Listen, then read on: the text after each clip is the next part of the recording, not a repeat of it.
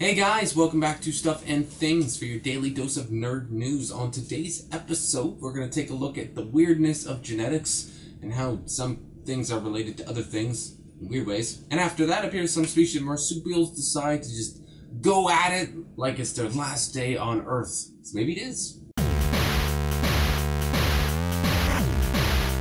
So first up, sometimes genetics makes it pretty easy to identify, who should be grouped with whom, who's related to everyone else. I mean, you look at humans and apes and monkeys, it's all pretty easy to piece together and everything. But then you look at like whales, and apparently they come from dogs that also horses come from.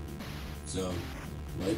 As you may or may not know, ants, bees, and wasps all come from the same order. But which one happens to be more closely related than the other one? If you said bees and wasps, leave now. You don't belong here. I'm sorry. Just kidding.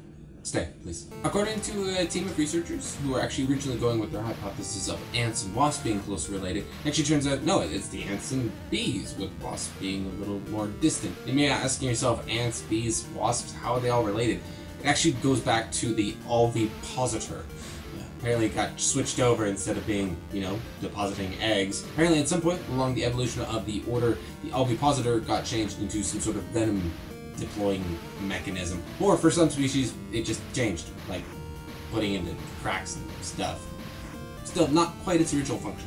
The team came up with these findings by just simply compiling genetic material from a bunch of different species. Of course, it says simply, but it did, of course, take ridiculous amounts of resources when you're compiling genetic codes from tons of species. What it really reveals is that we need to look a little less closely at the morphology of a species, how it develops its characteristics, which is kind of just your standard taxonomy.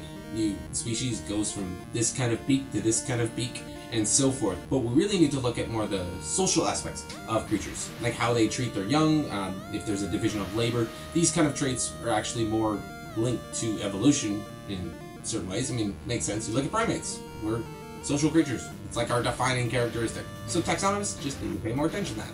Moving along, we all know the story of the praying mantis or the black widow devouring her mate, post-coitus and such. That's apparently not actually true. It doesn't really happen, but it's still an interesting, idea. And without that idea, we would not have Scarlett Johansson playing the Avengers. So, that's not a world I want to live in. But it does occur in insects and fish and plant species that the mate will die post-copulation. It just kind of happens with them. Look at the salmon. But you wouldn't think that would happen with some more advanced forms of life, like mammals or even marsupials. But apparently there's some species who just keep boning way too much and then they explode. An Aussie-led study looked into this weird phenomenon, and apparently a few different rodent-like species of marsupials just get into crazy fever when mating season comes around. Apparently for them, mating season is pretty short, very intense. There's a lot of male competition.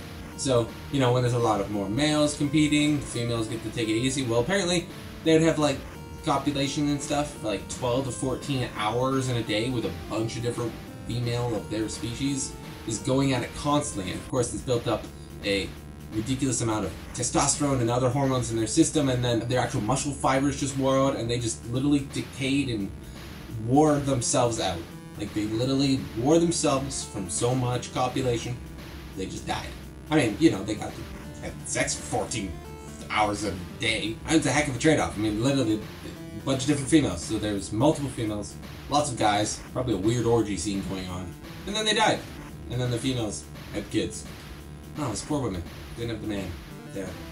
Look after them. Well, that's all from us today. What I'd love to know from you is, what do you think of that trade-off?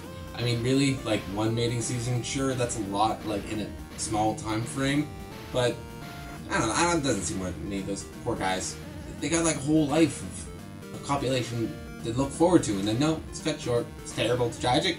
Poor guys. And of course, if you like what you see, do not forget to hit the like and subscribe buttons. We're going to happen to be, and we'll check you in the next video.